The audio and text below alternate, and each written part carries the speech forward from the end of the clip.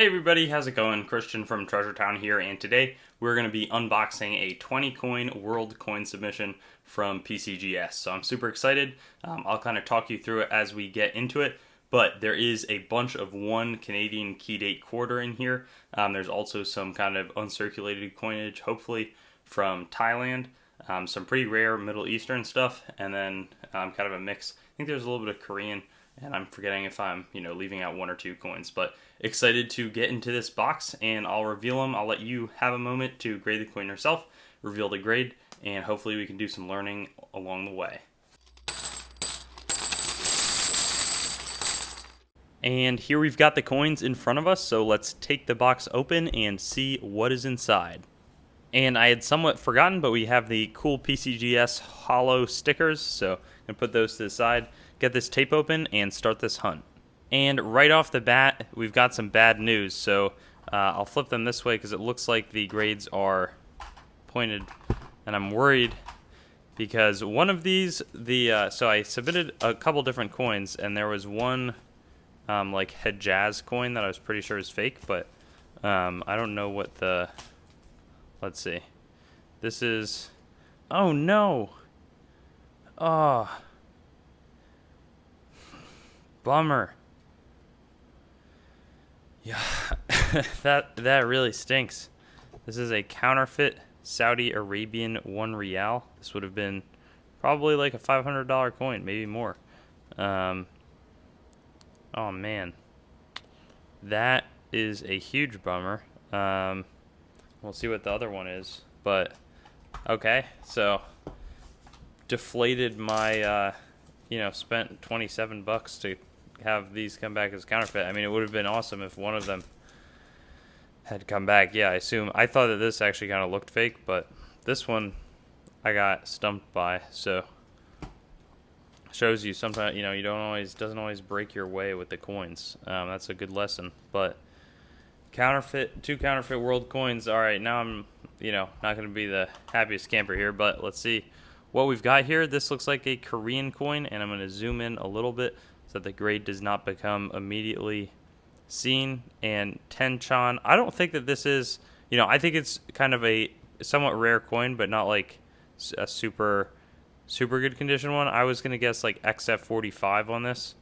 or XF40. I'll go XF45. I mean, it might be AU because there's some nice luster on it, but let's see what, yeah, XF45. So I'm not totally sure, again, on the value of this, but I figured, I don't know, there were a few Korean coins I had laying around, and some of the values on them seemed to be reasonably high, so I wanted to grade them, see if any of them come back in pretty good condition. Like this coin, I thought was like super cool. I think it's a quarter yang, I want to say, and I wasn't sure if it would come back in a details grade because the rim is kind of nicked up a little bit, but you can see some kind of cool toning all across this coin, and I'm going to say that this is, I thought that it was a mint state coin, so I'd say like mint state 62 on it, and I was actually a little bit surprised because I thought, there's cool toning, but like what's going on the back there? Maybe that's just how they kind of struck the coins, and a lot of them had problems, but some of these quarter yang coins can be a little bit valuable,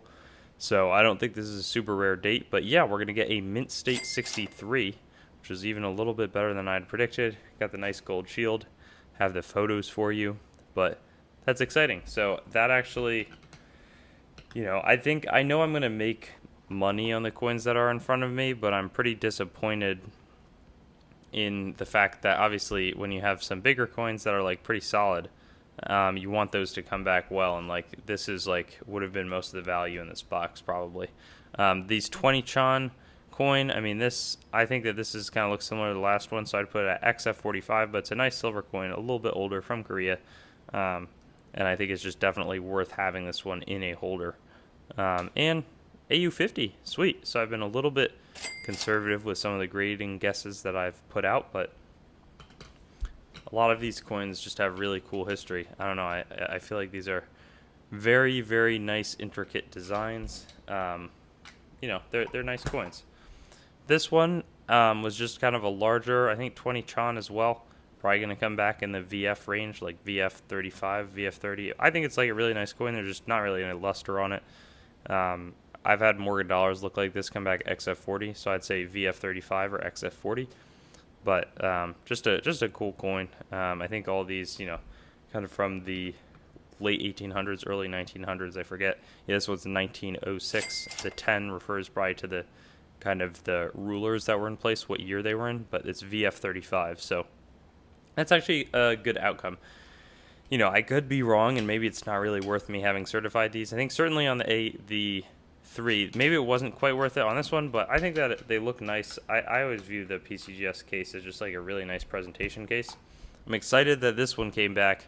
I wasn't sure, it's I didn't want it to be fake or something like that. I mean, I wasn't really sure, and we'll see on the grade because it's got these fingerprintings on it, but I think that this still qualifies as a red coin. I would say mid-state 65 if there wasn't any of the fingerprinting, but I'm going to go mid-state 64 red, possibly 64 red brown. Maybe the fingerprinting is too much, but I mean, it's a super clean coin. There's a little bit of a hit on the back, but it's a classic coin. I think a little bit more rare in good condition. And we got a red. So mid-state 64 red, 1905 half aught, which is probably some conversion to bot. I'm not totally sure, but I picked this coin out from a batch of coins that I was purchasing, I think from somebody in Pennsylvania, and I paid a little bit more, but certainly if I can sell it for 100 or 200 bucks or something like that, I will have done quite well. Now we're going to get to a big row of, and maybe that, no, there's still one coin, but we're going to do 12 Canadian quarters, 1954, and we're really looking for mint state 65 would be great. I sold one 65 for 320 bucks, and I've sold some 64s in like the mid, like $140 range. But I have a bunch of the key date 1954 quarter. So, I think that a lot of these coins that I send in are probably in the 64 range, but some of these would be a 65. I think this could be a 65. But I think there's too much kind of noise on the back there. And I dipped all of these coins just for context. So 64, sweet. So, I got a good deal on these coins. But yeah, all of these were dipped. They were super ugly when I got them, in terms of just like having a ton of spotting on them. And I wanted to make that not the case. This one has a lot more scratching. If you compare, especially in the face, which is probably going to do it in, and in the surface. And I feel like even on the back, this one's all scratched up. So I would put this at a 63 if the one before is a 64. And yep, it's a 63. So let's move on to our next one here. This one looks more clean again. Less hits on the face. So I would put this one at a 64. That would be my best guess. But the 63 is more probably like a $60 or $70 coin, I think. And 63. So I was off. The 63, I think it's still worth grading, though I'm not going to be able to make too much money at 60 or 70 bucks. It's really from the upper end, higher tier grades. This one's got to be cleaner. Hopefully a 65. Maybe it's wishful thinking, but that looks pretty clean. I think that should be a mint state 65. I mean, there's a little bit wrong with it. So 64, 65, and it's a 64. So that's great. I mean, I'm firmly in the profit on that. And then I'm also thinking hey, maybe I shouldn't be kind of showing off that I have. There's a spot on that. So I think that's probably a mint state 63. 64. Nice. Huh. Surprised that spot was there and it didn't affect anything. The rest of the coin seems pretty clean. But I don't think it's a strategic disadvantage to show that I have all these coins, because at this point I've graded all of the 1954 quarters, and there's not very many out there, and it's a key date, so it's I think there's 15 collectors that would pay reasonable money to own, mint state Canadian 1954 quarters that have been authenticated and graded by a third party. I'd go 64 on this coin. 63. Maybe I'm being too optimistic, and maybe I didn't catch that there was a little bit of a scratch across the face, but I felt like that actually was maybe more of a 64. That's okay. Learning my lesson one coin at a time here. It would be great to hit that 65 mark, because so far I feel like this has been a moderate success. I like how the Thai coin came back, but the two counterfeits really put a big damper when your best two coins get counterfeit rating. I'll say this is a mid-state 64, but I could see it being dropped to 63 for the scratching. Yep, 63 for the scratching. So maybe I need to get better at grading these, but let's see. So far, I'm just counting up on the side of the screen. We've got 4 63s and 3 64s. So I think we have like 5 of them left, and I'll go pretty quick in these last ones. But got to get that 65 or 66, but I don't think anything here was 66 quality. I mean, like that, there's a little bit of scratching, but I think that this is a 64. I don't know. Yep. And these coins are not like magnificent coins by any means, but they're nice condition. They're in nice shape. And you know, I'll do pretty fine on them. I'd say that that's like a 63. I feel like there's just more scratching, especially through on the profile. That's the case. And maybe I shouldn't have sent in the 63s, but I own them for not a huge amount over spot. It was somebody who didn't really, you know, they were just selling a bunch of Canadian quarters. I purchased them. And this I would say is a 64 just because, yeah, I'm going to guess 64. Yeah.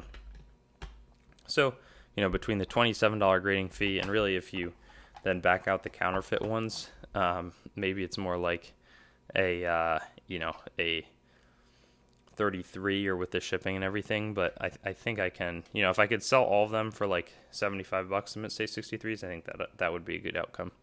We've got this here, this PCGS holder, 64. And then our last one, we'll see if we can get a higher grade. At this point, probably unlikely. I don't think that I think there's too much going on for this to get that coveted on the back at least. That's actually kind of clean in the front, but all of them seem to have this kind of scratching down there. I'm going to say 65 to be optimistic, but certainly not a 63. I'll be upset if it is. 64. Didn't want to give me the 65. All right. Well, we got one coin left. It is a 1-cent coin from Hong Kong. And I have like 6 or 7 of these, and I just wanted to see, you know, what is this going to grade? Because I had no idea. It's a nice red coin. You know, if it's 65 red, then that would be worth a good amount, I think. 63 is kind of a break even because I really own these for like $2 each or something. If it gets in between 64, I think I could maybe make like $20 on the coin, but you know, would have to go through a good amount of effort. So 64 red, So, I mean, I think I sent in the nicest one, so I probably won't send in the other ones, but you know, I think on this specific coin, I'm not going to lose money. I think none of these coins I'll be losing money on, except obviously this stuff, which came as part of a larger collection that I had purchased, you know, for several $1,000s, and I was hoping that these two would be like, you know, I'm not going to, on the collection, I'll probably work a lot and like make my money back basically, but, and make a little bit more than that. I shouldn't say make my money back. I'll be able to make a little bit of money, but the real upside would have come from grading these. And I'm sorry, my voice is, I don't know, my throat's got some sort of bug or something. But zoom out a little bit here. Thank you so much for watching. I don't get to do too many world coin grading videos, though when I get the, you know, whenever I send in my next batch of coins, which is not all the time, but it's not never either, I'll be letting you guys know, as well as maybe we can do some guess the grade videos. I think some of the shops nearby have gotten in some material, so it would be great to be able to show off there as well. Let me know if there's any ways I can improve these. I tried to hold the coins in front of the camera for a while. I'm not an expert grader, but just trying to bring my, you know, share my experiences and show, you know, the coins in front of me. They're cool. World coinage, I mean, you can buy some really cool, historic, intricate stuff and pay a lot less than if it was the equivalent coin in the US, so it's really something to think about. Thanks for watching the video. I'd encourage you to like, comment, and definitely subscribe to the channel and connect with me on Facebook, Instagram, and Twitter. I also have a website, treasuretownYT.com, where you should go so that you can learn more about coins as well as what's happening on the channel and possibly find a place to sell your coins and collectibles. I also want to talk about some of my other projects like coinmeltprice.com, which shows precious metals prices as well as the melt values of coins containing those precious metals, both US and world. I also have coinsmetalscards.com, which will develop into a full marketplace as well as a news source for coins, metals, cards, as the name might suggest.